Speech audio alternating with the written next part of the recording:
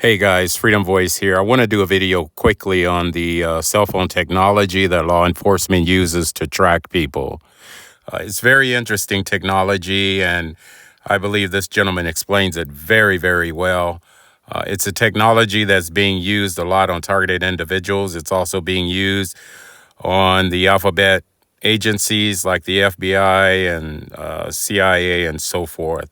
I want to go ahead and run the video now. Like many law enforcement technology applications, cell site simulators were first developed by the military. But once law enforcement figured out how powerful they were, they began to figure out how to use it to track your every move. How effective is this technology? These cell site simulators can actually track you down to the very room you are in if you have a cell phone, which everyone does. To simplify what this technology does, think of it as technology that takes your cell phone and everyone else's cell phones and turns it into homing devices. Some people have referred to this technology as either stingray devices or hailstorm devices because those are the names that many of the manufacturers have given to this type of technology. Whether you realize it or not, your cell phone is sending out tracking and GPS signals in order for your phone to be able to operate. This technology allows cops to capture your cell phone text messages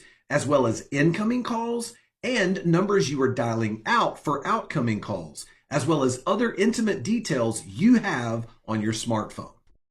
All right, as you can see, it's pretty advanced technology that law enforcement is using with the stingray. And one of the things that I think it's important that we can understand from what he is saying is that they're able to track incoming calls, outgoing calls, text messages, and they can track your location. Continue. Let's break this down. Let's say you're sitting at an NFL football game. And as you're sitting there watching the game, your cell phone is constantly tracking, looking for the nearest cell tower so that it can maintain your cell service. Now I want you to imagine a police officer that wants to track your every move through your cell phone. Let's say that he has a Stingray or Hailstorm device mounted in his Yukon, and now he's looking to try to track your phone. The Stingray device acts as a cell tower decoy and tricks your phone into believing it is the closest cell tower for your cell service. Once your phone dials in on the Stingray device, cops can now access most of your personal information and all your text message and outgoing and incoming calls. Here's the crazy part. Not only does the Stingray device trick your phone into connecting to the Stingray, but it also tricks anyone else's phones within its reach to also connect to the Stingray device. What does this mean? That means the cops can now get access to any other phones that are tricked to the decoy of the Stingray device. So it's not just outgoing calls and text messages that law enforcement can pick up with the Stingray.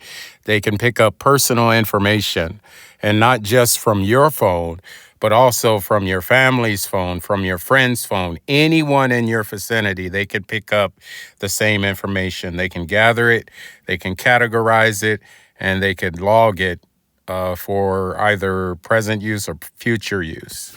You say, wait a minute, I'm confused. What if I actually take a phone call? How does that work?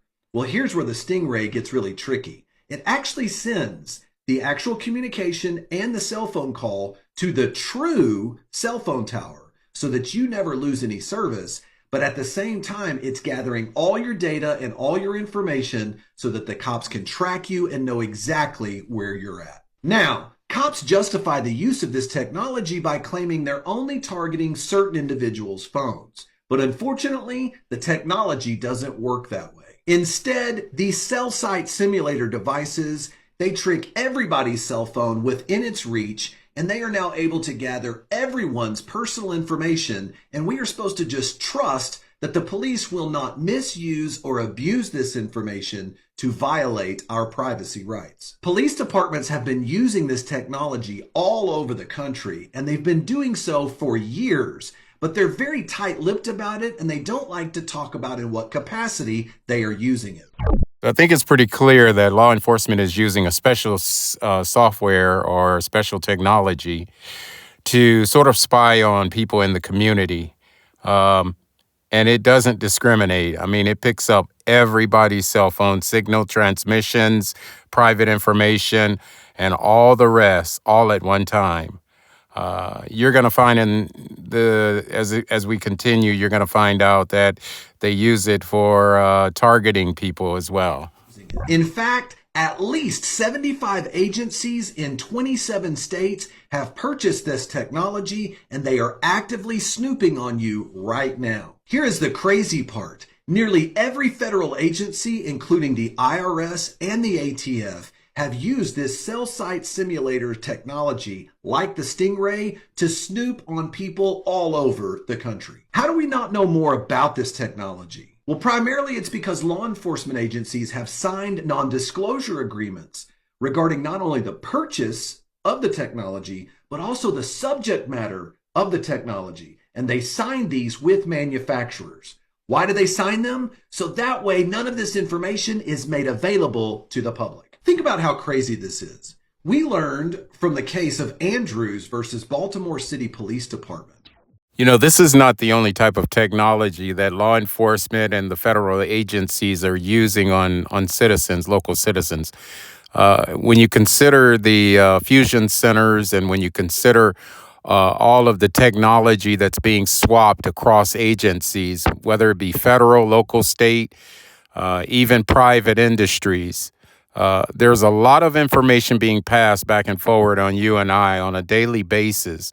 So my question is, how come they're not using this type of technology to catch people like, people who are committing crimes? I mean, we've got circumstances and cases like Sonia Macy and Micah Miller and many others, and they have the technology, but they come in at a later time and they seem to sort of act as though they just don't have enough intel to be able to perform an arrest. I don't buy it. I think there's something going on that they're not telling the public. Also, this technology is being used in the United Kingdom. I want to kind of move to another video where a gentleman talks about the same type of technology that's being used with law enforcement in the United Kingdom, in places like London, England, and France, Paris, and various other places. A lot of people have been in touch asking how law enforcement and various agencies hack into mobiles on a mass surveillance scale.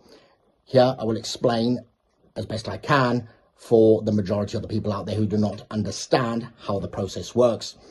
Law enforcement agencies across the UK, and particularly in big cities, use what is known as IMSI catchers, otherwise known as stingrays.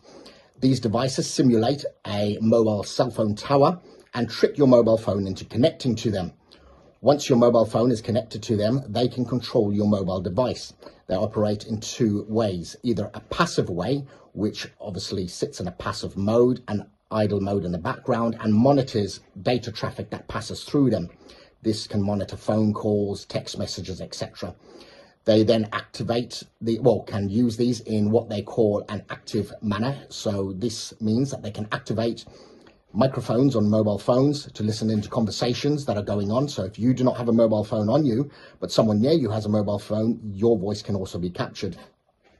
They can activate the cameras on these mobile devices, and all the time your mobile device will not display anything on the screen. The screen will stay blank, so you will be totally unaware of this. They are able to intercept live calls and traffic passing through these devices and through the simulated cell towers. From there, they're then referred onto or passed onto the authentic cell phone towers. Now, it's extremely important to understand that these can collect the data of up to 60,000 mobile phones at any one time. So these are predominantly used in big cities or major events. So if you're attending a major event, the likelihood of your mobile phone traffic being intercepted is extremely or very highly possible. It's also important to understand that these have a facility on them that can downgrade encryption.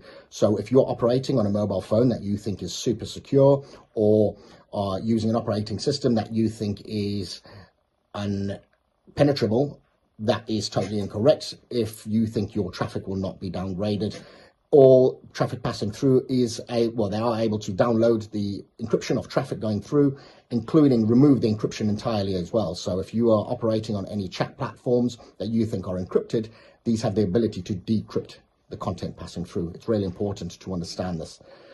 Furthermore to this, they are able to pertain who's behind a mobile phone. So if you're using a mobile phone that's not registered to you and a SIM card that's not registered to you, your voice will be input into a database that will use voice recognition. This uses machine learning and artificial intelligence. And if your voice is on a specific database because you're a high-level offender or a high-level target, what it'll do is it'll cross-reference the recording against that database and highlight yourself. So they are able to understand who is behind a mobile phone, even if you are not registered to that particular SIM card or that mobile phone. This is extremely important to understand, people. This is not used predominantly to bring everybody down. Law enforcement do use it to keep ourselves safe, as the country are going through somewhat of turmoil at the moment, and there are a lot of hostilities amongst us. And in order to control and understand what is going on better, facilities like these are used. However, I understand that as people do not understand what is going on and hear about devices such as these, they tend to blow things out of proportion or begin conspiracy theories as to what these actually do and what they're capable of and what is actually happening to our data hereafter. So I think a little bit of clarity does need to be shed upon the validity of these devices and where the data is being stored and for what particular purposes. If you'd like to know any more pertaining to this, then you're more than welcome to get in touch, have a look at my previous content, share, like and follow for more.